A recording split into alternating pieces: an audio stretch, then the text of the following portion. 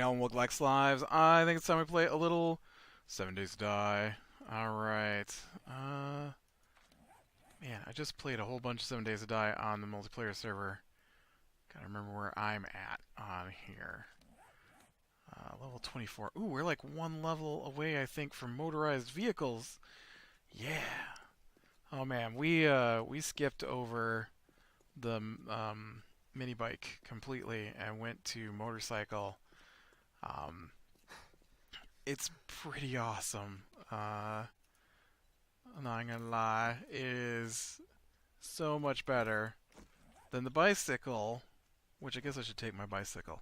I thought we could go do this clear the area quest. I mean, the bicycle's nice and all, but it takes so much of your food stamina wise to really ride this thing if you go fast. And the motorcycle doesn't take anything. Just some gas, and it just goes. Um, Interesting thing I learned is if you left click while on a vehicle, you can separate your view from your steering and use the arrow keys to steer while you look around with your mouse. I think I prefer the steering though. I should probably head in the direction of this thing instead of random other directions. I think I prefer the steering on the mouse though to the arrow keys a little bit. It's oh, gotta get up the hill. Yeah, man, it's been a long week. We had some extra work and our monthly webinar and performance reviews. I actually put in extra time the last couple days to get it all done out of the way. I basically worked an extra day over the last 2 days trying to get everything done. And yesterday was super busy on top of all that. So we did our we didn't do D&D with the one group this week. It should have been our week this week, but nobody said anything, so I didn't say anything. I was a little tired Tuesday night, and then last night, of course, is our normal comic book discussion, and then our D&D group, which skipped last week, but we met this week, and it was one of the smoother nights for that group. I have to say, there wasn't a whole lot that happened that I found super irritating. We that's the one where we're in the vampire stuff, and so we the previous week, that we played, we ended up fighting a vampire, which is way higher than our level, and so we barely killed this vampire, and we wound up with oh, dude, this isn't even the place. I still gotta keep going. The bones of a saint that had been stolen from a church, and so we had to get it back to the church. Well, then when we were cutting through town, we told the guards about other vampires, and I thought we're in a city that apparently hasn't been attacked in 100 years, and so in the middle of vampire country. So one would think that they would have the training and equipment. I mean, 100 years is a long time. So maybe they just are off their game. But I mean, the town itself hasn't been attacked, but outside of town does get attacked by things like werewolves and vampires. So they can't be completely novices to it. And so uh, oh shoot, I gotta be careful because there's just landmines, and I almost ran over one. Um, and so they I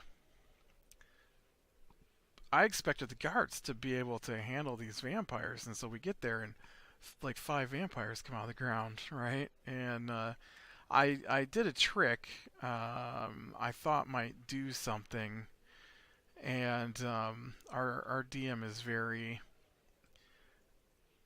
I'm gonna bend the rules in my favor because I've got to win and kill you all.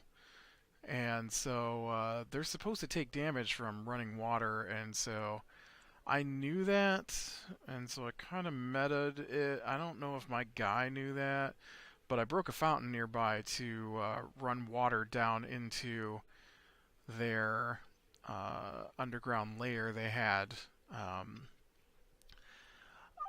I mean, yeah, it was a little meta-y, but I also thought that it would be better to flood them out of their underground crypt than to go into the crypt, you know? And so, I mean, there was some I know this is supposed to do extra damage to them in my thought process. So, it was cheaty. It was cheaty. I shouldn't make excuses. I knew what I was doing. And then the DM's just like, "Are you trying to make running water?" I'm like, "Well, I'm making water that runs down the stairs." Shoot. Dude, I didn't think you'd get here that fast. Apparently I was wrong. And so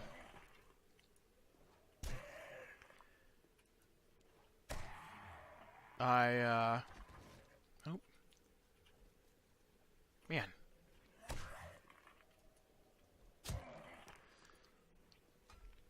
Oh, here, I'll just hit you in the back then. So he just completely ignored the fact that water was running down where they were coming from because they're supposed to take damage if they pass through running water, like 20 points of damage or something like that. He ignores it, and then they're also supposed to be slower in daylight and stuff, but there's no daylight in this world because it's covered in thick mist constantly and clouds. I feel like this is the place they want me to do. Yep. Alright.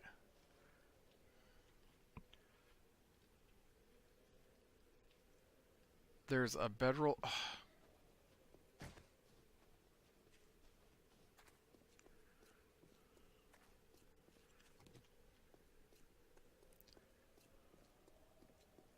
Being ridiculous. And so, I don't have any health stuff to get my hit points back up. So, so I'm like, well, we can't fight these. One almost killed us, and now there's five of them. And so, oh, that's why, because you can't die. Right. I forgot. If you... Oh. Oh, nice, nice. So, I was like, well, you know, we can't fight five of them. We couldn't fight one of them barely. So, obviously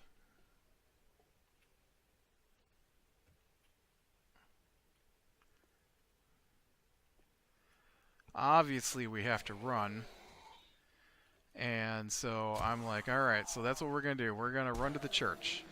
Because even though I'm a Vengeance Paladin... Not Vengeance. Am I Vengeance Paladin? Yeah, I'm a Vengeance Paladin. Who has sworn an oath to protect the...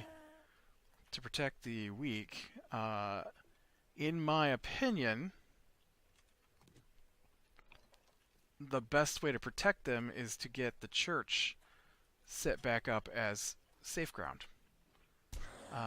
And so I felt we had to get the bones to the church and then protect the church until they could get the...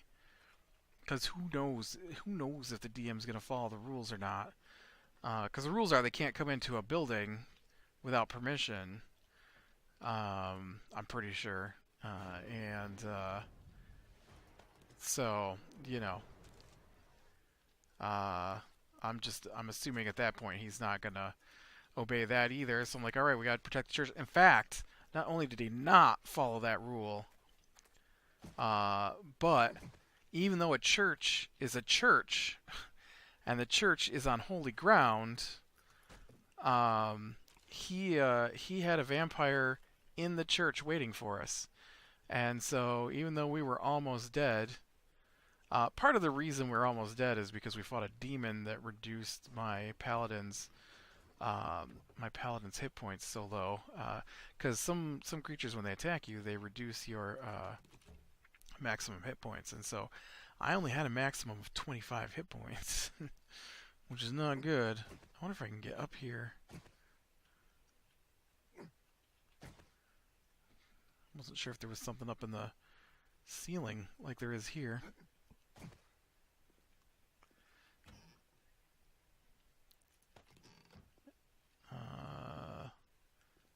There's one more guy down below me.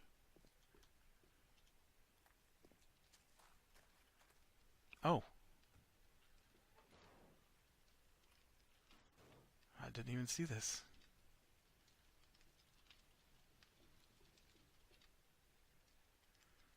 Oh no, are you kidding me? We gotta get into a bunker? Oh. Okay, we actually need a bunch of those. Alright, what's the least amount of 2,500? 7,000. That's 7,000 for the first layer. Dude, you should totally be hitting this part over here. It's gonna take us a million years to get to each other. So, I guess that makes it easier for me to continue on my story. So anyways, so we get to the church. Vampire is there. We attack her. She's like casting spells and stuff, which isn't... I mean, I think it is a thing, but I think it's a higher level thing. And so we're fighting stuff like way out of our punch weight. And so I'm like... I mean, what are we going to do? I'm like, alright, I got to throw myself at this vampire because we need to hold her off long enough for this priest to get his ritual reactivated so that the church is protected. Because I'd assume an ancient church that hasn't been invaded in 100 years has got to be a little more protected than what it has been made out to be. One would assume that the bones of the saint is the reason that the city hasn't been attacked in 100 years. And not the reason that something hasn't entered the church. So,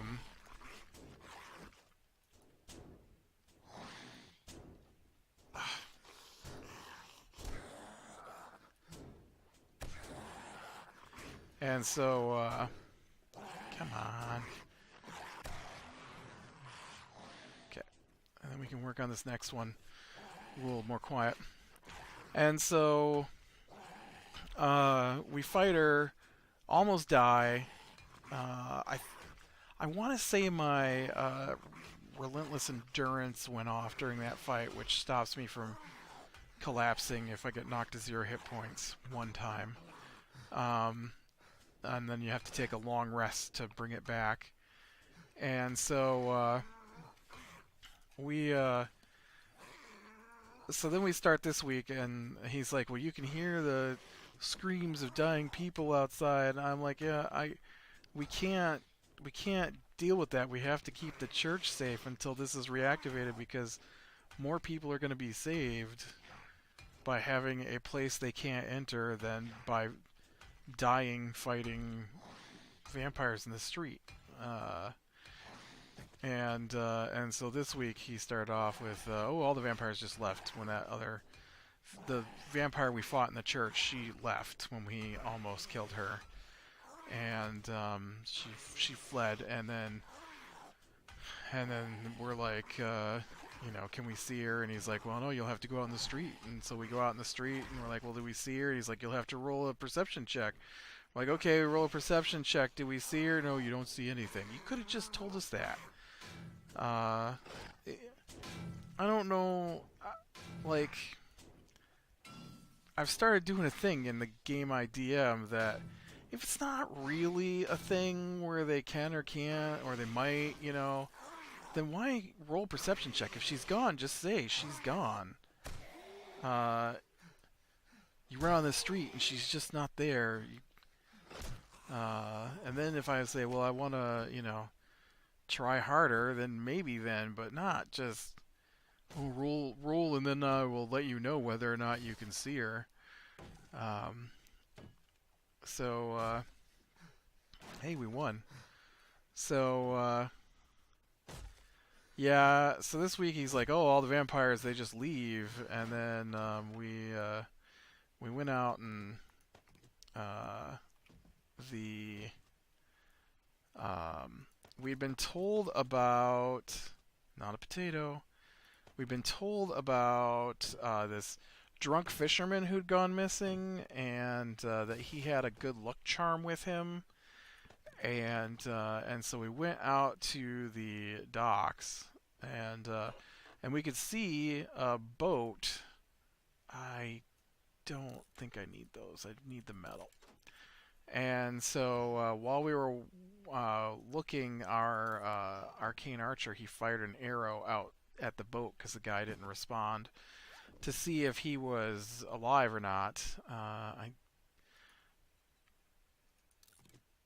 don't think I need this pistol either. Did you get the ammo? Why didn't you take the ammo? And so he responded by picking up a bag and throwing it in the river, or in the lake. And so we're like, what size was the lake? Roll a perception check. Okay, I didn't ask for super detail about this bag. You could just say an estimate of how big we thought it was. I didn't ask if it had frills on it. I asked, approximately what size is it? And so, but no, that's not how our game works. So we gotta roll the perception check, and then the arcane archer, he rolls perception check. He gets a natural 20, and so then they're like, oh yeah, it's totally the size of a small child, and we're like, oh.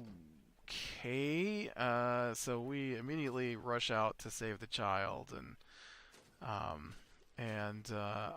my wizard, I'm leaning elemental stuff with him, and so I've taken like shape water and mold earth and stuff like that. And so when we got there, he's like, you don't know how far down the bag went. So how do you think you're gonna get in there and get it? And I'm like, well, I'll use shape water to reverse the flow of the water and force the bag back to the surface.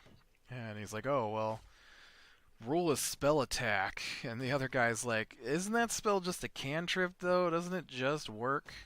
He's like, yeah, but we want to see how well it's going to work. Because, if I'd rolled terrible, then... Oh, nice. There's one less part for my minibike. There's one less part for my 4x4 truck I can get at like level 100. I need to make sure to loot these gas stations because they got those parts for the vehicles in them. So,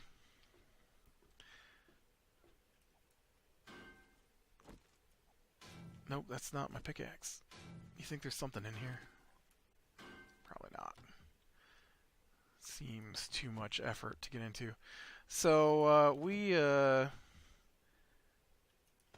get out there and we get the bag, and sure enough, in the bag is a small child.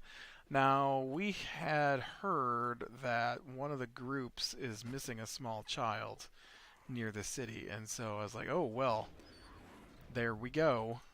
There is one small child. We can return to the people who are missing her. And so that made me happy that we wrapped up that quest, and then we took the guy. And then I had a debate with myself. I am playing a paladin who is lawful good, and he's a ex-police officer type, town watch.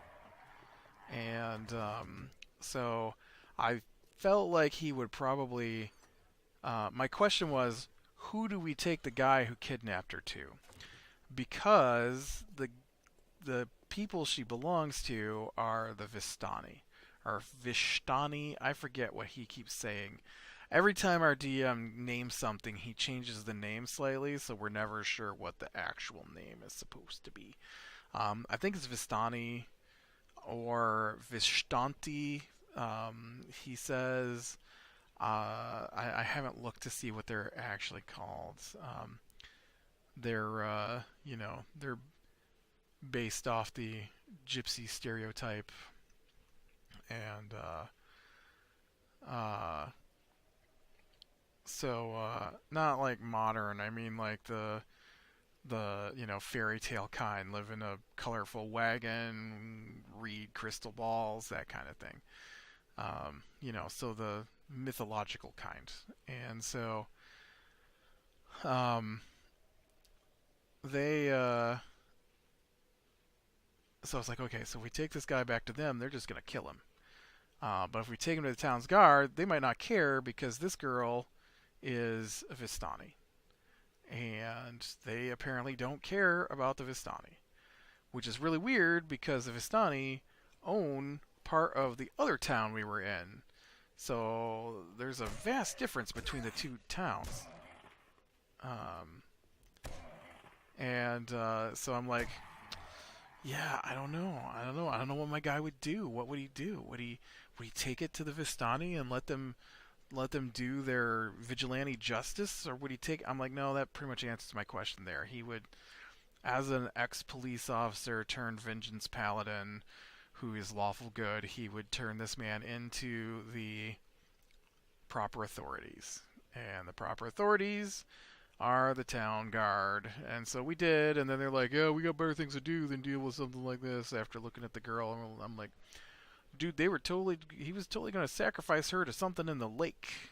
So I feel like this is under your purview of the devil's work that we were told to watch out for, because that's what they call the vampire, is the devil. It is forbidden to say his name, although his name is Strahd von Zarovich, and the lake next to the town is Lake Zarovich. So I don't know how that works, and we pointed that out to the guards when we landed or to the DM, I guess, when he's like, you can't say the name of the devil. And I'm like, but the name of their lake is his name. Like, what do they call the lake then? Devil Lake? He's like, well, no, they call it Lake Zarovich. And I'm like, well, that's the devil's name. He's like, what? I'm like, I know this is called the Curse of Strahd, but his name is Strahd von Zarovich. Like, we know that. We read it in a book. He's like, oh, well, I guess that's just a bit of hypocrisy. I'm like, yeah, apparently, don't say the devil's name, but do go out to the Zarovich Lake and have fun. Um, so, uh, anyways, so we take the child back, and we get out there, and we talk to the Vistani, and we hand her back in. Well, we had a Vistani woman read our cards, and so when she read our cards, because it's a big part of the adventure, is that you get randomly drawn cards that link to random events and treasures. And so every time you play the game, you might get a different set of cards. I'm definitely taking the iron chest armor. And let's see, do you have anything I desperately need that I can afford for 680 whatever point? You know what? Do you have any food? I mean, I know I've got food, but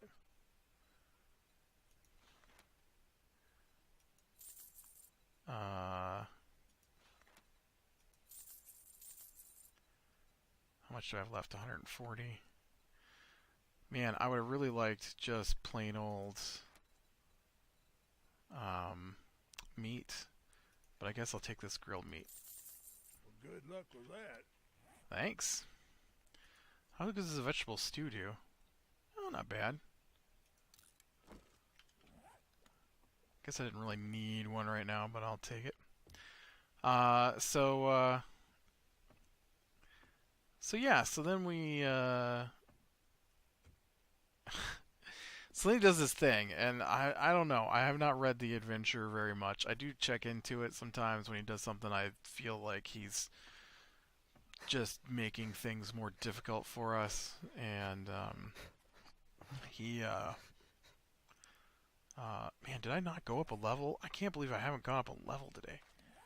I did go up a level. Alright.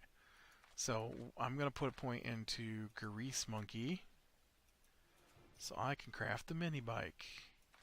Although I think the mini bike actually takes the workbench and I can't make that. So yes, it does. So we already got the chassis, so I don't have to worry about that.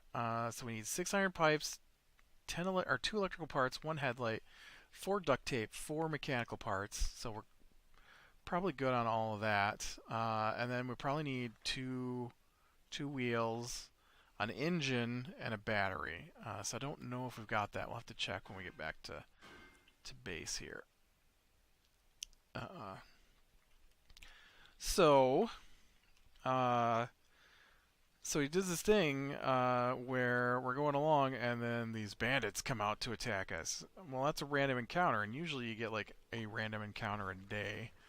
So I don't know if this campaign is different because we got 2 random encounters last night. Which would be fine if we had a lot of time to play, but we have limited time to play, and so he's just dragging it out at that point. Like, he decides, because we're doing milestone XP, he decides when we... Oh, my bike is dead. Alright. We'll just carry you back at super slow speeds, because I'm so overweight. Now, you know, I could reduce my overweight by... Oh, I had an iron chest piece on. Oh, dang it.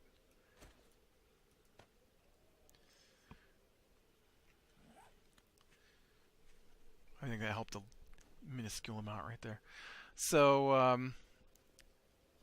so we run into these bandits, and we're like, he's like, they're Vistani, and I'm like, oh, hey, Vistani, we just, you know, helped out your kind. We returned to Arabelle, to Luvash. She was missing. I don't know if you heard.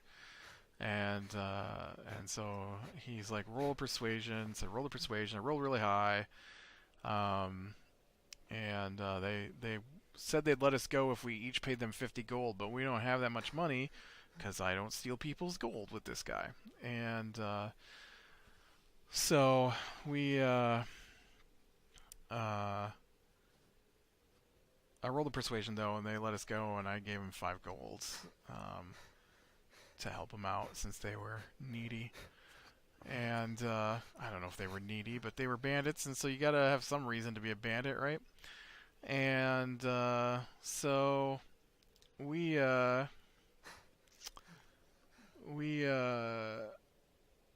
a little ways further, and the problem is that in a normal game, the world map is huge. Well, I say a normal game, but we've played 2 other campaigns, and in those campaigns, the overworld map is... Or we play 3 other campaigns, played 2, playing a 3rd one, and then this is a 4th one. Different groups of people, same DM. And so in those other ones, oh man.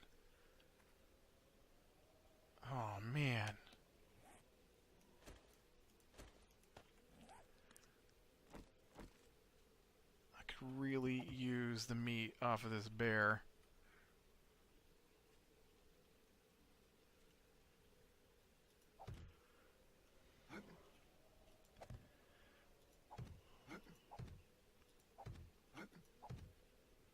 I don't know if this is going to work.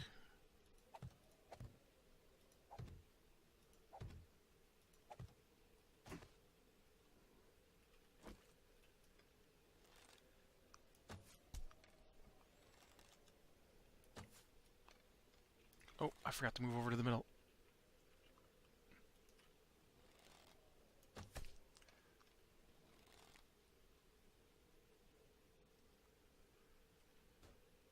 Nope. You don't want to attack that pillar. You want me. You want. You want me. You want.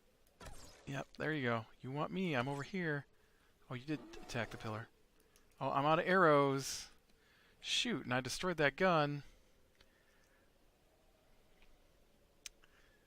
Oh, not arrows. I just am out of those arrows.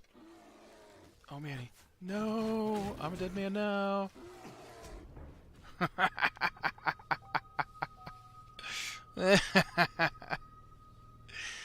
Aww. Apparently I need a little more space between those.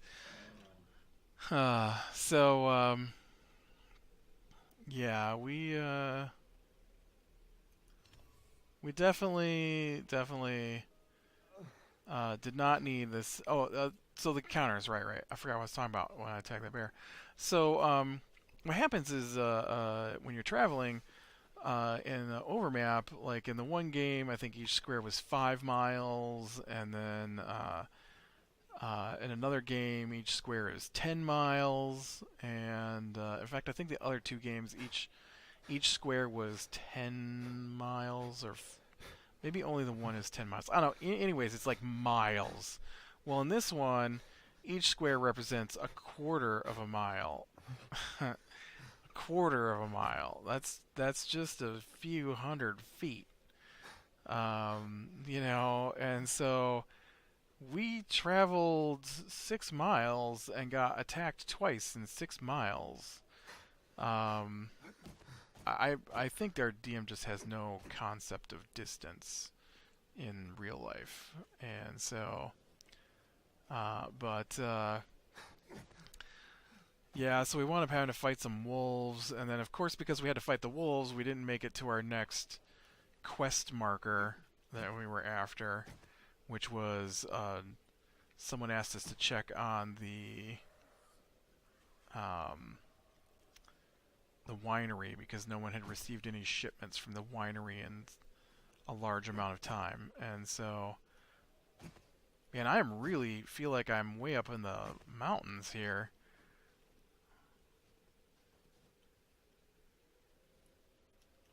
No, don't fall. Just slide down the hill a little bit. We'll go around the mountain.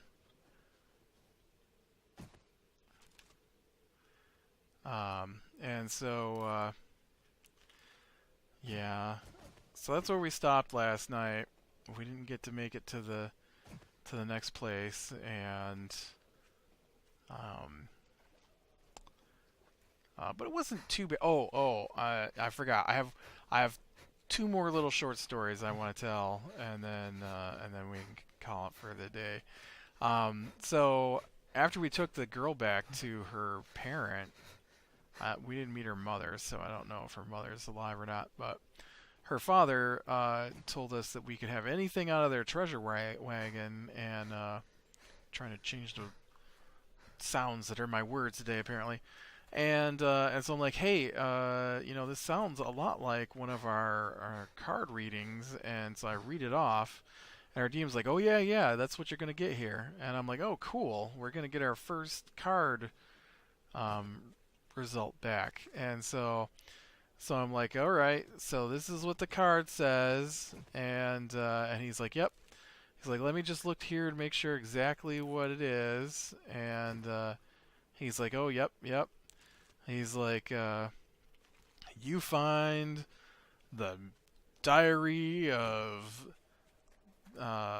Strahd von Zarovich. And I'm like, are you sure? And he's like, yep, I got it marked right here. Treasure number 1. And I'm like, okay, but like, we didn't find card number 1. This is actually card number 2. And card number 2 says that a missing child holds the key to our reward, a holy symbol.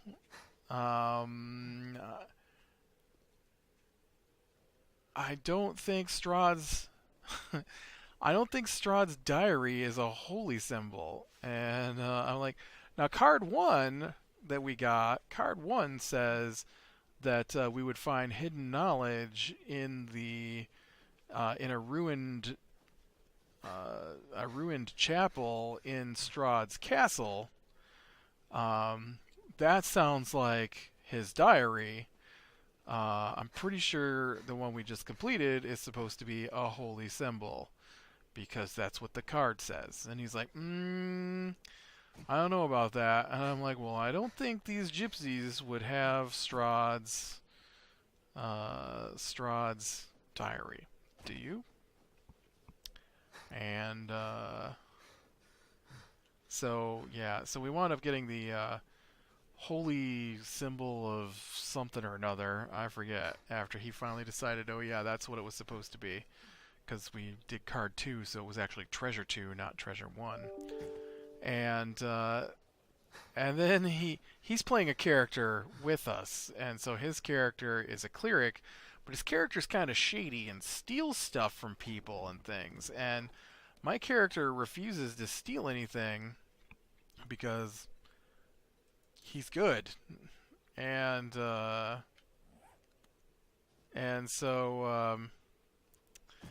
I refuse to take from people's houses and cabinets and things like that. But he is rifling through everybody's stuff and taking it. And so the pendant we got, the holy symbol, specifically says, didn't I pick up some? Yeah, let's try this for a minute here. I think this gives you a little extra stamina boost, maybe. Can't remember. I know it makes everything blurry. And so the pendant can be used by a paladin or a cleric, but they must be good. Now I had no idea that was a treasure that was coming because it's random, and I didn't. I made my paladin a good guy because I don't normally play a good aligned character. I usually play a neutral aligned character because it's easier. And neutral people just do whatever they feel is okay. I don't play like I feel like killing that guy. It's more like, yeah, I obey the laws until there's something I have to have. Like, vampires are coming, we need holy water. The priest is not in the church. I'm going to break open the door of the church to get to the holy water, kind of thing. You know. Whereas my paladin, he's like, yes, we can't enter the church because it is closed, and there are laws against breaking and entering. I assume, and so I'm like, yeah, I guess I could use that. It seems pretty cool, and I'm like, what about is your cleric good aligned? Because I played a cleric that was neutral, who was a war cleric, who was, obviously, not obviously, but I just said he was neutral, so he's not good aligned. He's neutral, because the god that he was a follower of was a neutral war god, and so, neutral war god, neutral priest, and not that I couldn't have been a good aligned character. Those just mean good, go out of their way to help people. Neutral, probably are going to help people, but might not. Evil are more interested in what helps them than what helps other people. It's not. It's a thing with the alignment that I think it's mislabeled. It shouldn't be good, neutral, evil. It should be, you know, uh, benevolent, greedy, and apathetic, maybe. Maybe not apathetic, but something along those lines. Oh, whoa, whoa, whoa! Why is there a business convention in the middle of my gas station? I really wish that you guys weren't here in my... I already cleaned this out twice. This is where I live. Why are you here?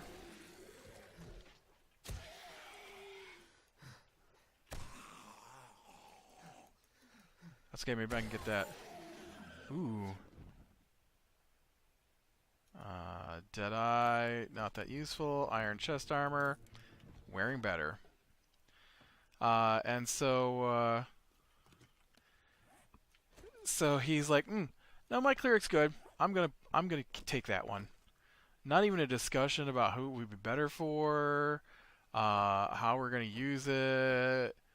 Nothing. Just I'm gonna take that one. And the other guy's like, we didn't even discuss who's getting that. I'm like, yep.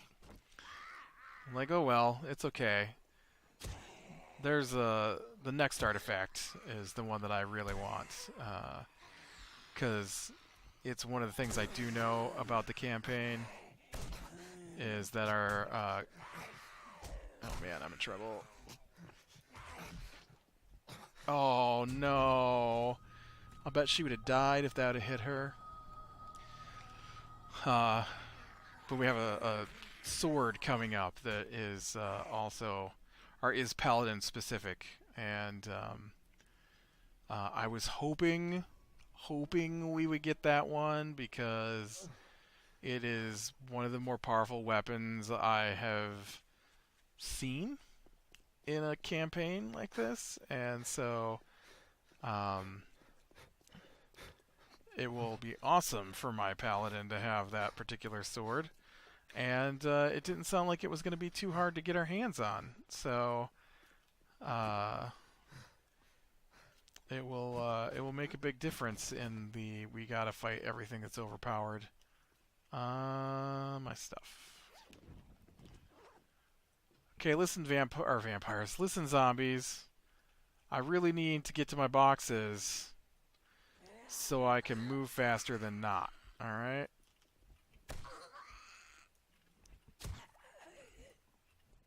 Ah. Oh, dang it.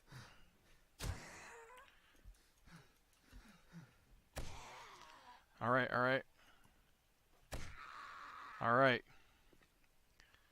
Whew. Okay. Bullets go in here. Lots of food items going in here.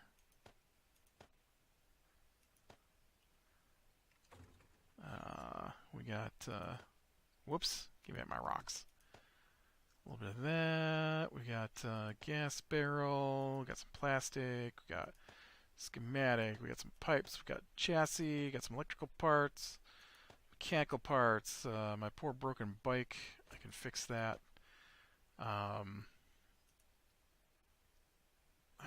Can I not fix that? I think I can fix that. Truck parts, extra hat, gas, tokens. I'm just going to keep the yucca seeds on me here.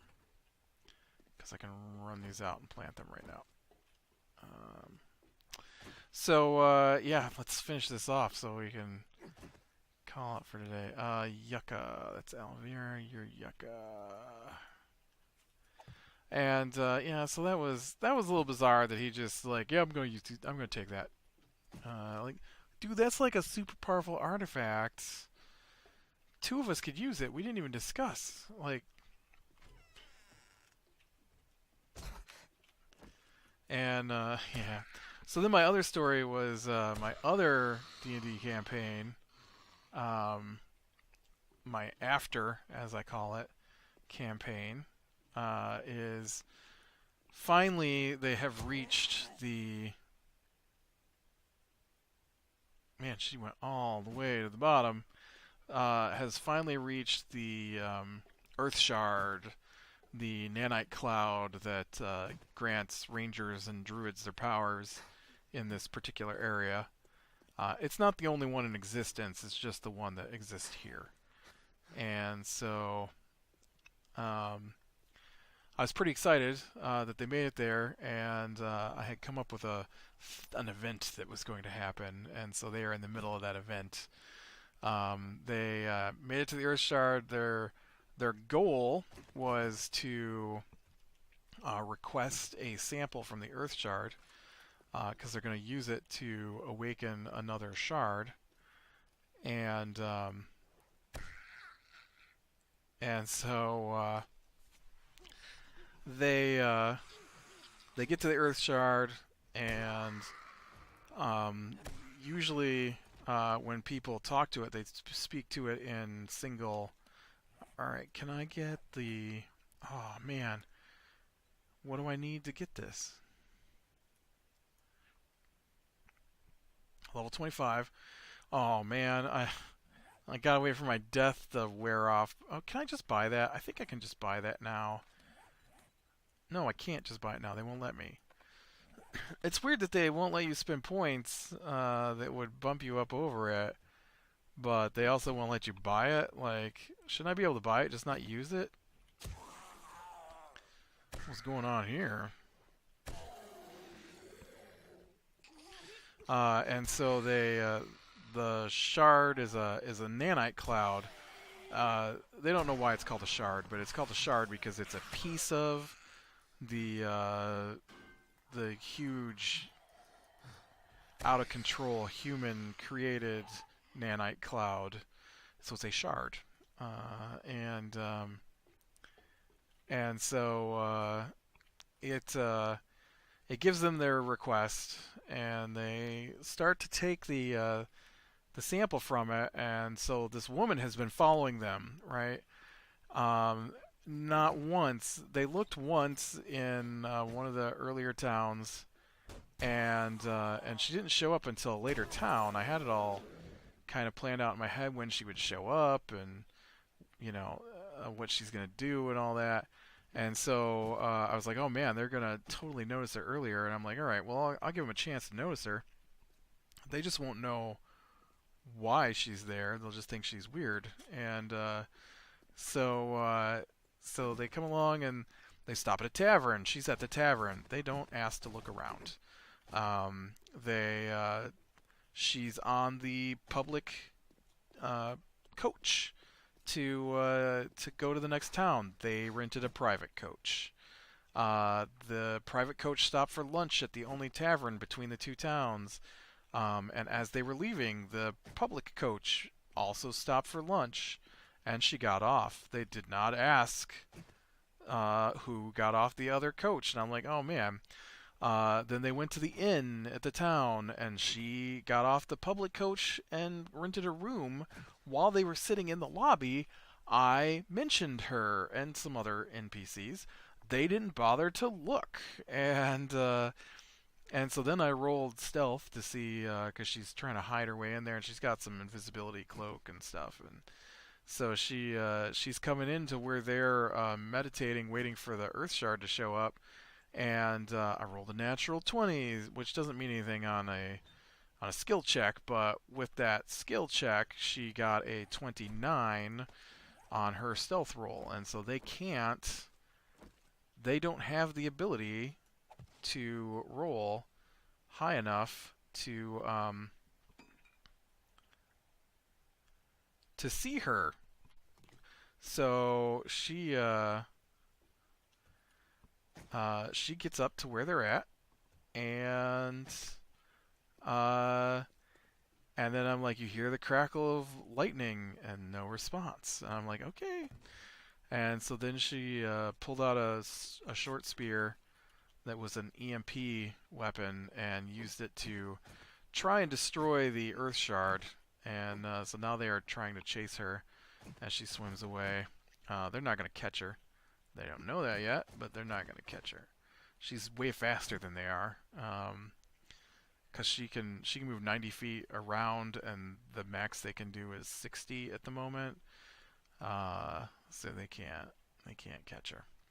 All right, well, with that, I'm going to call it a day. So click like if you like, subscribe, and catch the next one. I will talk to you later.